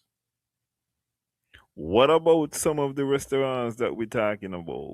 Would you say going to Golden Rock? And I'm not knocking these places. I'm saying that when you look at those, would you consider that supporting a small business, going to Montpellier, etc.? Are these small businesses? When you talk about hot bath, I mean, I haven't been over there since it has been transformed, but I'm not aware of these small businesses that are by the hot bath. Mr. Premier, here I want to tell you the right. Next time you get asked this kind of question, and next time you want to do this, you got to big up Randy. You go big up Sunshine. You go put it down within our realms. And by the way, some of them businesses down on the beach, we not gonna count them as small business either. We gonna count weekends. We gonna count them there. But some of them, because of the backing what they got, they can count in a small business. in our reality. So to know that I always remind my American friends every time they spend a $10 bill, remember Nevis, because the person who framed their entire financial system was born on this island of Nevis. So we have that sort of nexus, and we encourage our guests to really explore the island. The island is very safe, and our people are incredibly hospitable. In fact, many people don't know that the very first resort built in the Caribbean was built in Nevis. So when I say that we're the birthplace of hospitality, the Bath Hotel. Bath Hotel. Mr. Premier, you need to push back from Mr. Janssen. He said St. Kitts and Nevis is not a safe place. That one thing there is a thing what Mr. Janssen's got to take back. That was one of my regrets for not being able to do that interview there, because Mr. Janssen, you got to do better than that. You can't say that this is a lovely place. You wanna have your development here and then turn around and tell me how dangerous St. Kitts and Nevis be. Be real. It's back to the 17th century. Oldest So hotel the in the 18th whole century, I'm sorry. Caribbean. Absolutely the oldest resort in the region. So Nevis has had hospitality in our blood for a very long time. And I think that as a result of that, our approach to it is to encourage people to see the island. And as a result of that, many of our small businesses, our mom and pop shops, get the benefit of it. Not to mention, of course, our taxi drivers and tour operators and people like those who all benefit. Okay, so you're happy. Listen, I don't want to make it seem like I'm disagreeing with the Premier with everything. I mean, I big him up on the OBGYNs and so in the community. That is fantastic. In a similar way, how I fed up here in China talking about how victimized they be, we have to remember the reality of the hot bath or the Bath Hotel. So when you're telling me that hospitality was in our blood since the 17th century, Mr. Premier, remember that in the 17th century, we were slaves. Don't carry us back to them kind of thing there. And about the time about how we in our blood to be serving. For instance, I know what you're trying to say. Ultimately, let's just move forward. Let we done with the we were the first to have a hotel. Let's build a vibrant Nevis. No. That Nevis there was a past Nevis. You know? So let we just done with that aspect there. Let us, I'm not saying that we shouldn't treat tourists well. I do believe that Nevisians generally have wonderful hospitality.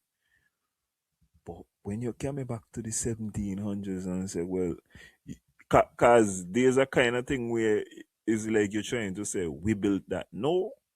And I'm not saying that it wasn't slaves who built it. They built it by at the end of a whip. It wasn't us building it up and saying, well, we want to participate and we want to go in this particular direction. I was to tell you earlier, Mr. Hamilton said he's keeping his constituency allowance after he took a stone to the face. And me not say it, you know. But I feel like what we need to do is we need to have ministers disclose what they do with the constituency allowance. And then based off of that, the people in the constituency should be allowed to determine, you know what? Our minister performance for this year, we want our minister get a bonus.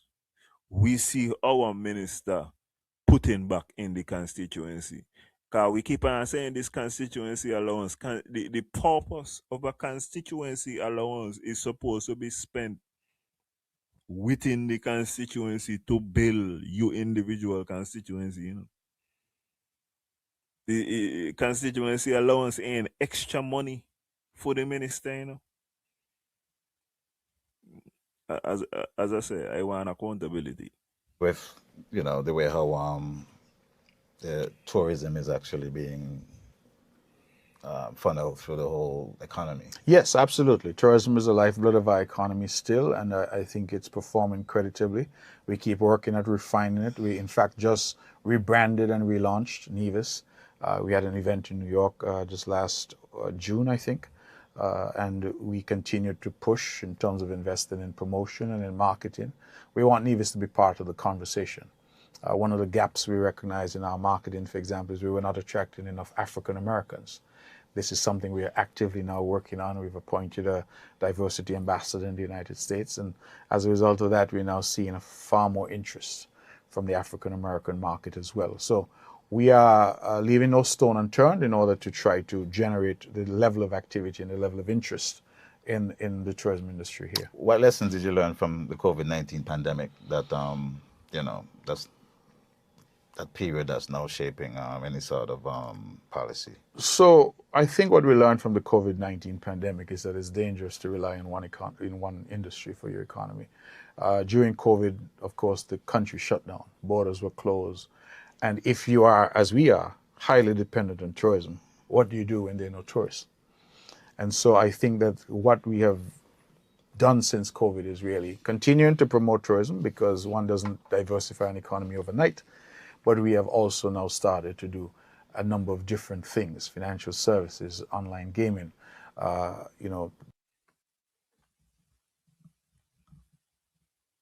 We was doing financial services from since Janice father time, Sim Daniel time. The online gaming, I see that as a different circumstance. I would give legitimate credit to the Premier for pivoting in that direction. Mr. Premier, I would also, there are some other services that are not considered gambling that I would also ask you to possibly look at, to see how those may be of assistance to you. There's this thing called Polymarket, where you can gamble on all types of different things. You could gamble on if Stefan Diggs and Cardi B gonna break up. You could gamble on well, they're saying that it's not gambling. They're saying it's financial tools or whatever it is, but there is a whole market out there, and it is possible that you could get some of that money as well. So I would give you credit for that, but not the financial services. More in terms of agriculture and technology in agriculture, trying to promote geothermal energy, green energy. We're trying to do other things to diversify the local economy. And while we feel that tourism is always going to be important, the Caribbean is the Rolls Royce of the tourism industry globally, I think whilst tourism is going to be critical, we have to look to other pillars to support our economy and to ensure that our people can develop and grow and prosper. There has been no growth in the revenue receipts for agriculture. Agriculture is one of the black holes. Well, actually, all of the ministries are black holes. Unless we would revamp in the way that I suggested last week and give each ministry its own, basically its own set of money, and also allow each ministry to collect its own funds, that may more reflect if there is some kind of growth going on. But from what I see in the budgets, the only ministry that does make money consistently is the Ministry of Finance, because all other money is funneled to the Ministry of Finance. But if agriculture had a budget last year for 15 million, agriculture did not make $1 million. So it is simply a black hole where money goes to die. What does success look like for Nevis for the next 5 to 10 years? How will residents know that progress is being truly made? This is a very important question. I want to hear my goat here. What success looks like and how Nevisians are going to know that they are living in an island full of opportunity. I think at the end of the day, it's how people feel. Can people afford? Can people live? Can people get health care? Can people travel? Can people, enjoy freedom and an opportunity to raise their families? Can our children get a good education? All of these things are important indicators of success. Can our single mothers afford a home? So we are working on all of these, and I feel that my goal is to make Nevis the best place in the world, not in the Caribbean, but in the world, to live. I agree with everything that my goat said. The only thing I would add is dignity, that people feel a sense of dignity and purpose. The only thing I disagree with is, okay, let me speak on behalf of me. Okay. I'm Alan. I'm a simple man. I have never got up in my life and thought that I want to live in Nevis and I want Nevis to be the best place in the world. I want Nevis to be all those things that he mentioned before. A land where there's opportunity, a land where somebody could go out and work out and buy a house, where you could get health care. These type of things, in my estimation, are important. But I have never gotten up in my life and thought that I want Nevis to be the best place in the world. And I feel like this is gonna end up coming back and biting the Premier. Because you can say that you want Nevis to be the best place in the world, but yet at the same time, we can have the best medical personnel. We even have trouble getting nurses and these type of situations. It is very difficult to say that you are building somewhere that is going to be the best in the world, and also say, but we're not going to have the best of the personnel, the best of the equipment. You know what I'm saying? 1+1 it ain't adding up. Work to raise your family. I think we are a safe place. We are absolutely beautiful island. We have beautiful people. As I keep saying, I think we have all the ingredients. We just need to bake the cake. So we have what it takes. And one of my big thrusts, and for someone like you, and I'm making the appeal now, we want our people who are in the diaspora to come home. We want them to, if they can't physically come home, to come home in terms of investment, to come home in terms of doing things here. In today's world now, the truth is that you can be in Nevis this morning, have breakfast, and be in New York in time for a late lunch or early dinner. What incentives do you have? Well, we've just, it's interesting you asked that, because we just in January, February of last year, published an entire new policy in relation to our people in the diaspora. So we are now offering duty-free concessions on vehicles, on building materials if you want to build a home. We're offering tax breaks. We're offering an opportunity for you to set up a business. We're waiving business licenses. We're doing all of that to give our people an opportunity. If they're so...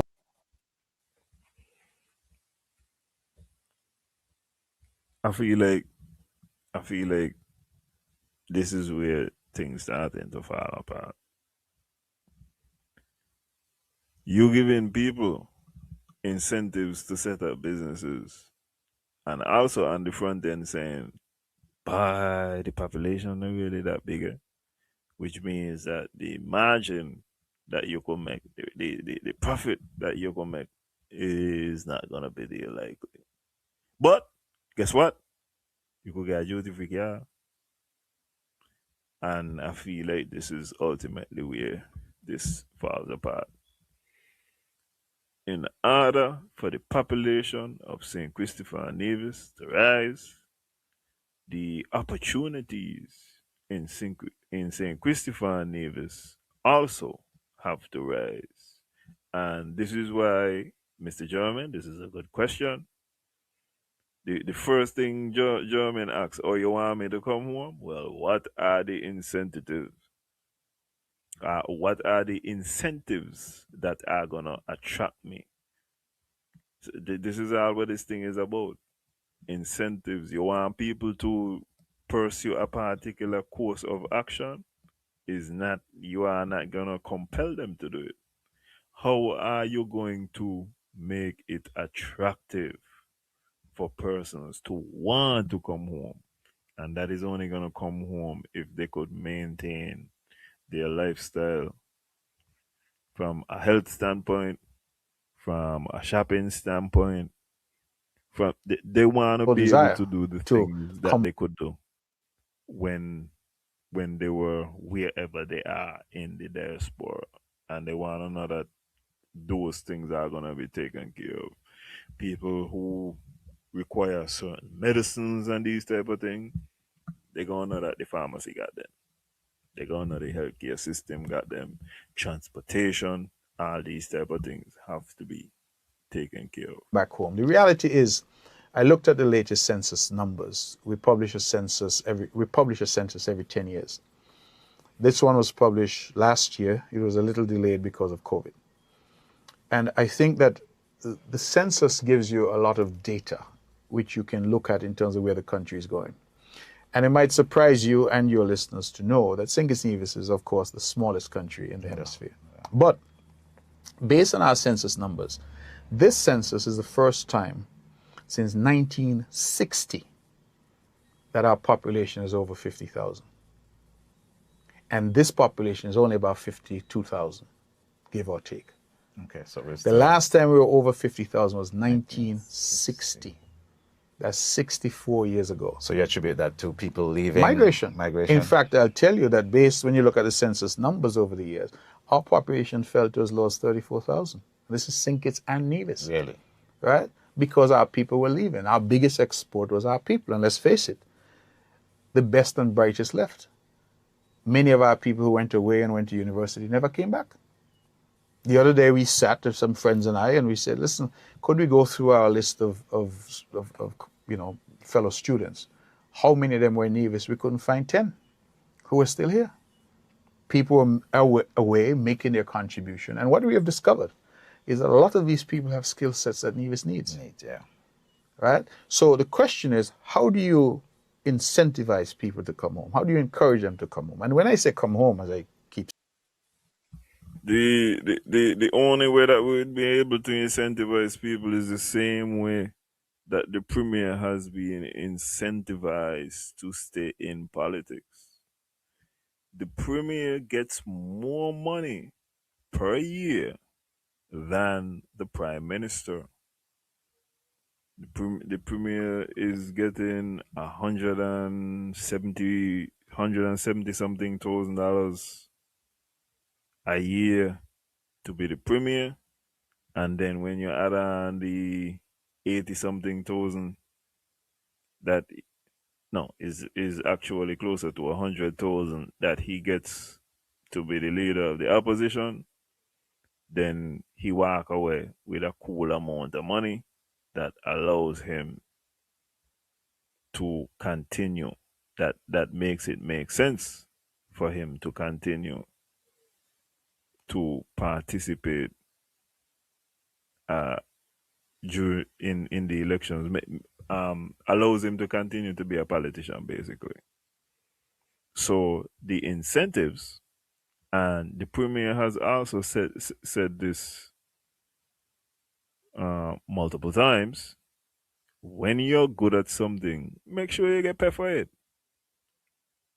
So the only way how we are gonna incentivize these people, particularly with skill sets that we see that Nevis needs, is that we're gonna ultimately have to find ways to give them the compensation that they require in order to maintain the lifestyle that they have.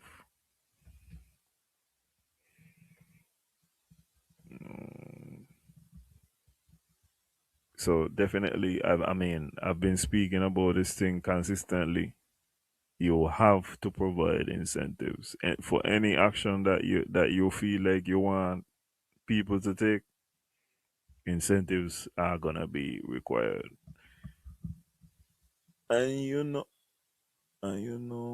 how scrunched that his purse on the people around him, the people that he responsible for.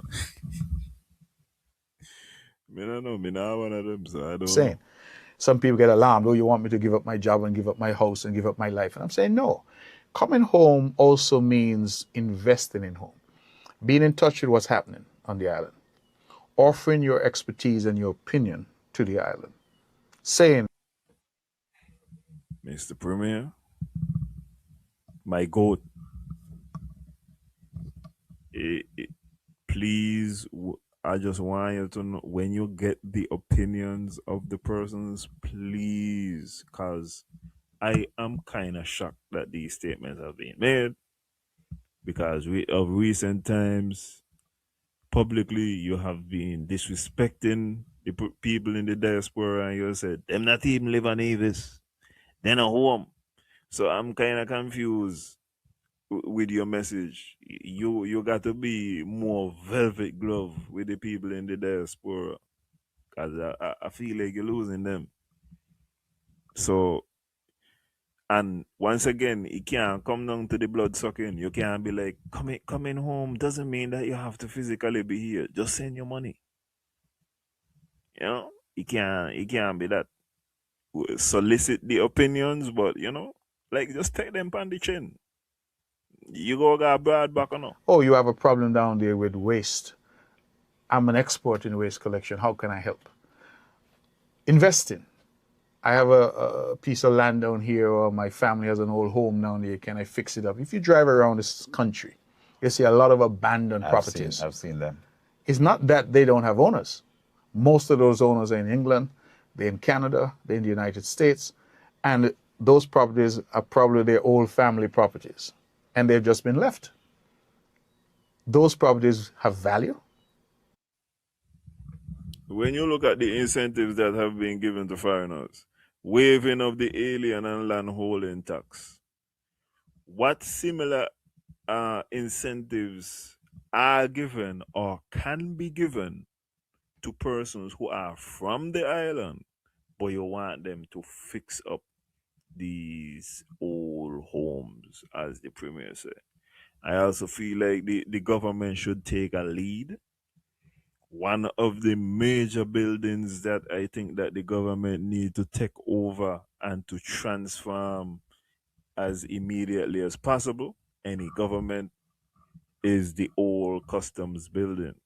The old customs building is too central in Nevis. It is too important a location to have that building down there and not be doing anything with it. So, as soon as possible, that building should be made useful, that building should be renovated, and it should be an example of the direction that we want Nevis to develop. I'm gonna listen to a few more of this. If they pivot shortly, I'm just gonna stop it. We did not get to Pat. Miss Bartlett, we'll get to you next evening. I had an issue with your video, so I was unable to get to it this evening, but I'll get back to that. So we're gonna listen a little bit more of my goat, and then we shall transition up. And all it requires is somebody to take an interest and to come back. And could you imagine if every family out there in the diaspora who has a family home here, an old family home, decided, listen, let's get together, let's invest, let's modernize. We have a home now, we can have an Airbnb, we could have a place to rent, we could have a place that we come to when we come home. And imagine the construction boom that you would have here if individuals were doing that. And so we have decided, listen, rather than constantly chasing the so-called foreign investor, which is important, we also should chase the Nivision and the Kittitian who's abroad, because we have realized that we have a lot of incredibly accomplished and incredibly successful members in the diaspora, who many of them say to us, well, you know, nobody ever asked me. Nobody ever reached out to me. I have my own views, because I don't think if you're from Nevis, I need to reach out to you. Exactly, yeah. But nevertheless, I appreciate that some say, hey, we want you to extend that invitation. I was in Bermuda last year, and I'm telling you, I was blown away that Bermuda, which is the wealthiest on a per capita basis island in the world, right? Far, far ahead of any island in the Caribbean in terms of their per capita income. Bermuda, the officials there told me that 65% of Bermudans trace their roots to St. Kitts and Nevis. Really? 65%. And the people in Bermuda that I'm meeting are second and third generation, and they want to associate with St. Kitts and Nevis. They're trying to get their passports, they're trying to get citizenship, they want to move, they want to invest. Many of them are retiring and coming here and building.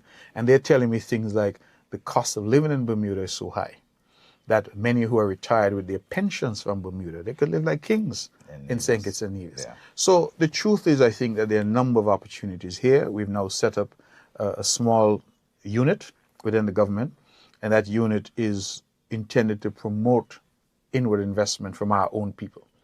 So what we're saying is, you know, Jermaine wants to invest, he has somebody he can call, who can guide him through the process, who can tell him this is what you're entitled to, these are the concessions that are in place for you, and make it as easy as possible. I think I need that number. Well, definitely. I'm gonna end on that note. But one thing I have been noticing as I've watched my goat and Mr. Germain, I know you're not aware of this, but I'm gonna give you some advice. Having interviewed ministers and authorities before, I'm not saying to be overserved, but sir, you need to be an appropriate amount of intoxicated, because sometimes you look spaced out and you just look like, oh my god, this is so boring. But anyway, that is enough of that for this evening. I hope that it has enlightened you. We spoke about Cuba and the situation there, the blockade that is happening, and how that is affecting, well, I'm wondering how that is affecting the persons who are studying there to be doctors. I'm wondering why nobody has said anything from the ministerial standpoint. Spoke about Barbados. We heard a couple things about what the Bajans had to say. They passing legislation where you can't cross the floor, and also the low voter turnout. I told y'all last week that, you know, maybe we need to go to compulsory voting. Maybe we need to find, we definitely need to find a way, because in my estimation, democracy is failing in a big manner. And when democracy fails, it's gonna have negative impacts on society. Because I see a situation where people are gonna decide, well, listen, I am gonna take this thing into my own hand and I gonna do what I got to do, because the government is failing me, the institutions are failing me, and I am in a dire situation. Mary Brantley is hoping by selling out the country that the family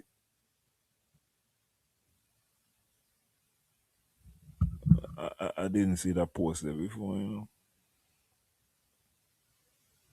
But what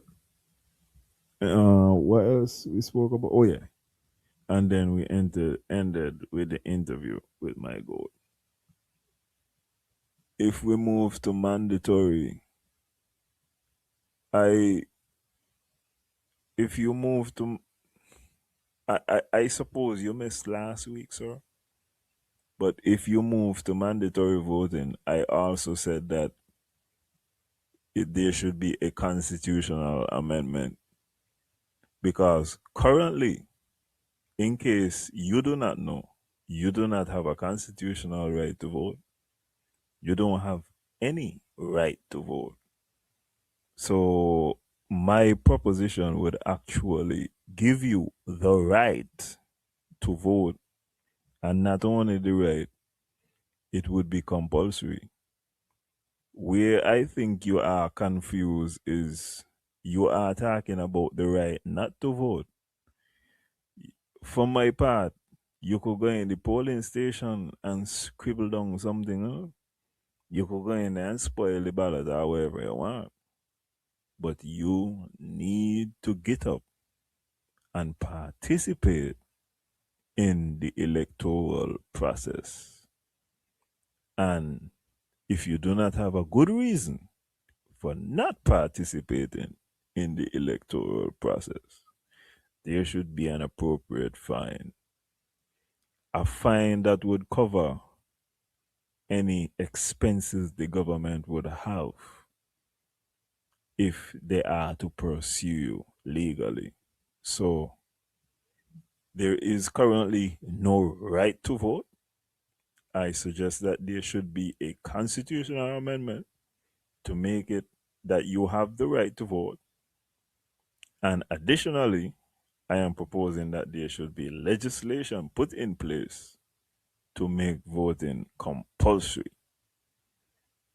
I also said that by making it compulsory, the politicians would not have to convince anybody to participate in voting. And it would also force them to so then that mean now you realize your mistake and you're back by my side. Because then now you understand that making it mandatory would not remove the right. I cannot remove a right that you never had. And I certainly can't remove a right by telling you that you got to do it. But to make compulsory vote, not necessarily, not unless you make the constitutional amendment. And you are ignoring the fact that I'm saying you can go into the polling station and scribble. You could spoil the ballot. You could do any number of things. My proposition is you need to have a position. I think it would also force people to kind of be more informed as well, because you are going to have to vote. So there are positives and negatives. I hear your concerns, but I think I would leave it to the public to determine whether or not which one of us has a more valid.